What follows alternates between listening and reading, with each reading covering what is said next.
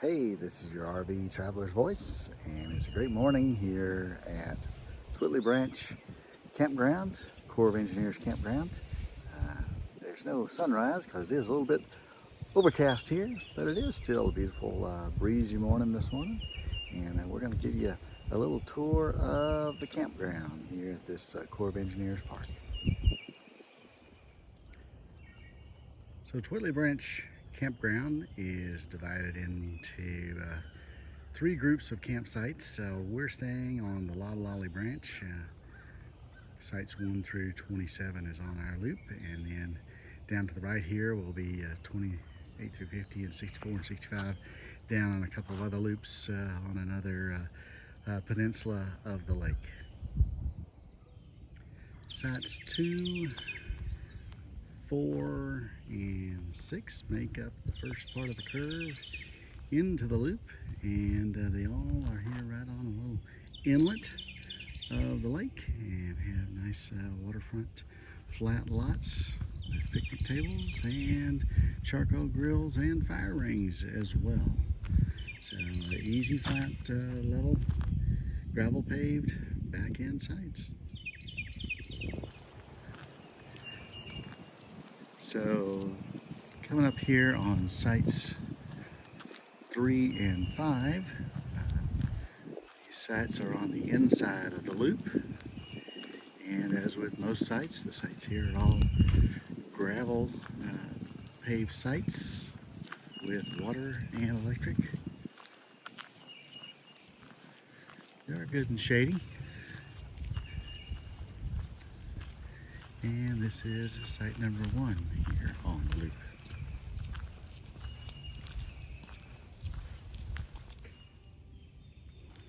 And one thing about the sites here on the Loblolly Loop here around the curve right on the lake, they are fairly tightly spaced. They're staggered for the most part, so you're not looking right into your neighbor's campsite directly.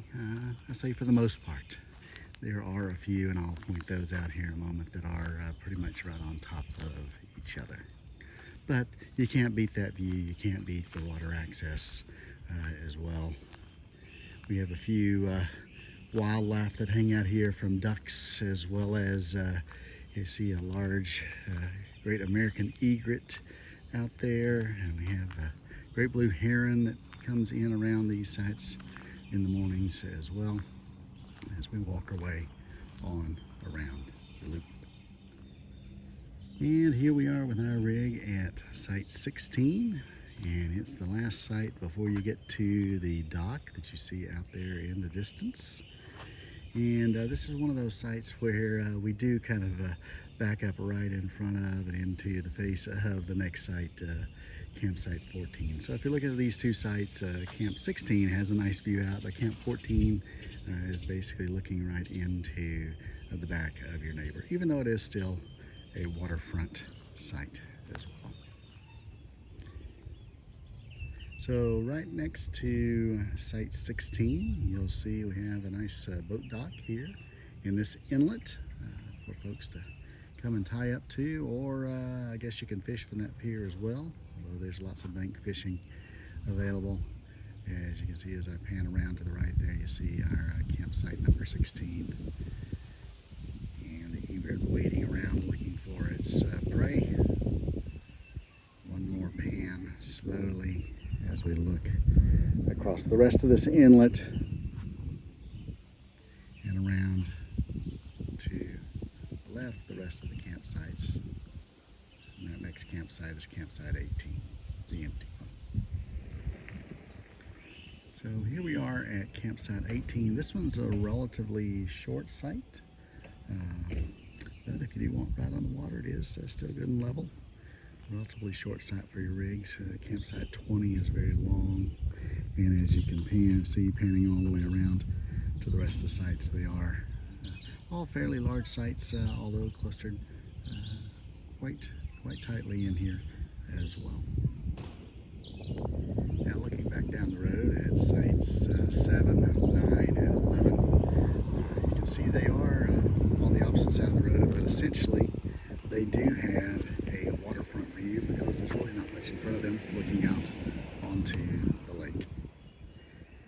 And the Loblolly Loop, it's kind of a mouthful to say, ends with a cluster of sites here from sites 19 through 27.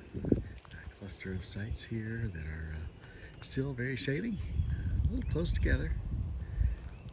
And the inside sites still have a good view of the lake. As you can see, these sites here are very close to the lake and easy access for your boats. This is a powerboat lake, so you can bring your powerboats. Just bring them in here. It is a no-wake zone for this area of the campground on the Loblolly Loop. And we're coming up here on sites 21 here on the right. That's empty site. Good level sites here, and we had a lot of rain last night, and so you see that all runs off very well. Here we are close to the water, and so no standing water this morning, even though we had pretty substantial downpours last night. So as we exit the Loblolly Loop, it's about a 4 or 5 minute walk from our campsite. You'll find the bathhouse and the information board. And I believe this bathhouse and restroom serves not only the Loblolly Loop, but the other campground loops as well.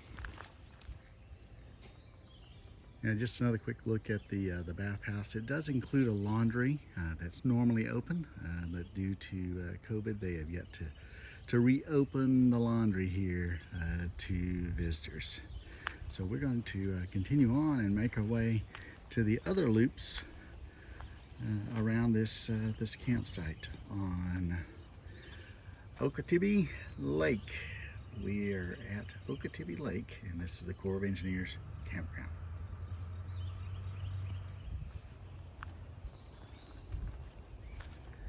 For those of you with kiddos, we do have a small playground, a slide and play area with swings here at the entrance to the Loblolly Loop. You can see the lake in the background.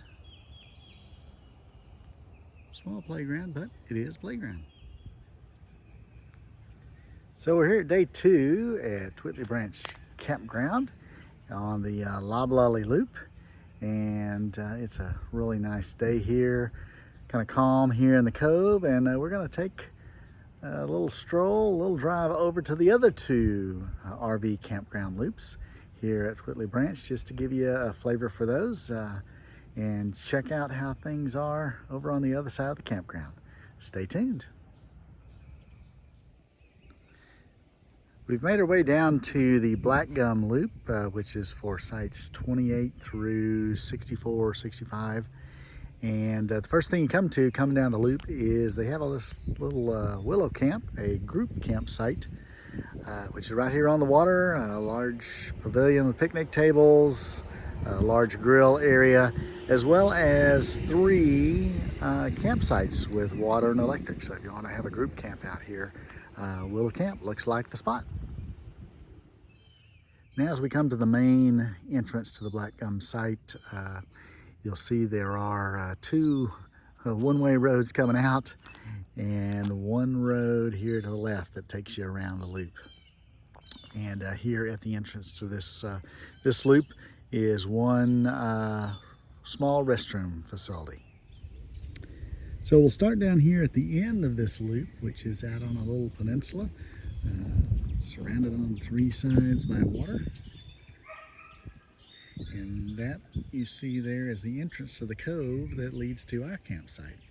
So we're just out touching the main part of the lake, and here we are at site number 29, and we have site number 28 as a first of the pull-through sites. So this loop does have several pull-throughs, has a lot of back-end sites, but still several pull-throughs as well, and lots of great views out of the main part of the lake. Now the downside of this is you saw how calm the waters were out where we were. They're a little choppy here, so a little more windy out here on the point. Okay, we're here just across from site number 31. You'll see is another playground with a couple of swings. And panning around here to the left, you'll see there's another restroom facility. And we'll come on back around here, and you'll see sites 32, 33, and 34 are kind of stacked on top of each other, basically only separated by these cross ties. So they are nice clear waterfront sites, but they are a little bit tight. If you want space, then you might want to pick one of the other sites. Sites 36, and 37, and 38 also form another little cluster of 3 sites. If you're with the group, be a great site, but also a little tight if you're by yourself and don't want to look into your neighbors. But right smack dab on the water, so you can't get any closer than this. This loop also has another large pavilion with extra large grills and then picnic tables, along with a boat dock, fishing dock as well. So all accessible. Looks like it's only being used right now by all of the geese. If you're looking for an extremely long pull-through site, site 48 is the site for you, because I'll just take a quick walk through of this site. You'll see it's well paved, water and electric over here. To my left and to the right are your picnic area, the campsite, and it has a nice little dog leg turn as well, so you can fit all your vehicles, all your toys, all your boats as well on this nice pull-through site. And it has a nice surround view of water all the way around. So really nice views. There are several campsites here that all of these would be good back-end sites that are pretty secluded. With this last set of back-end sites over here across from 48, being almost what I call double sites, extra wide sites, and they back up to each other as well. Coming on around towards the end of this loop, we come to site 49, another very nice pull-through site, backing up to the woods, and a couple of nice back-end sites here at site number 45 and site number 46 as well. Back-end sites kind of off to themselves and still nice waterfront sites. Now we're pretty much back where we started, and as you see the bathhouse that we looked at to start with, well, off here to the left is another excellent back-end site, off to itself, no neighbors either side. That's site number 47, and here to the right, another great example of pull-through site, site number 50. Here we are at the final loop to the Twiltley Branch campground. This is the Cypress Loop, which has the Cypress group camps. And we'll take a quick walk around these 2 large loops that provide tent camping. They have water and a few electric pedestals there, I believe, but I know we'll see some water pedestals around here at the Cypress Loop group campsites. And they also, this location is where you'll find the boat launch within the campground. There is another boat launch just across the peninsula from the Black Gum Loop. Across that peninsula is the remainder of the Collinsville day use site, which has a large picnic area and several playgrounds as well. And you can use that as a boat launch, or you can use this as a boat launch as well. We'll take a closer look in a moment. So this first group site has primarily tent pads, but those pads also have charcoal grills, fire rings, as well as picnic tables and water connections, starting here with site 51 and going on through the 50s. And we'll wrap up all these in the 60s as well. So if you're looking at the map, looking online for reservations, sites 51 and higher are these group camp tent only sites as well. So this is a fairly large group area, and we have on-site restroom facilities for the group area. Now looking back at that same first group area from the other side, and I'll pan around here to the left. That group area does have one covered pavilion with a very large grill area for group cooking, as well as a smaller grill. So I have a couple of grills set up for you with water only. I did not find any electrical pedestals here in the group camping area.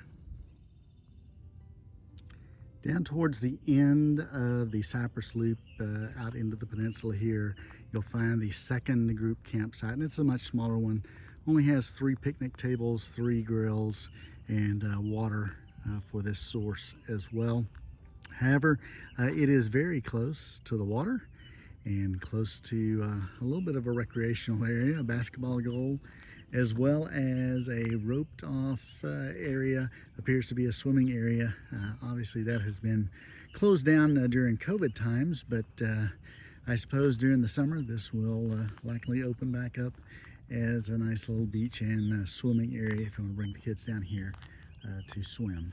But again, this is the last of the campsites here available at Twiltley Branch Campground, a small group site here on the peninsula of the Okatibbee Loop. And we'll wrap up with the last of the amenities here, a closer look at the boat launch here at the Okatibbee Loop. A couple of ramps, as well as a nice dock out here, and this is into an alcove that is very peaceful and calm, and so for easy launching and easy access to your boat, you're not out in the choppy waters trying to launch the boat. So good facilities here at the Twiltley Branch Campground.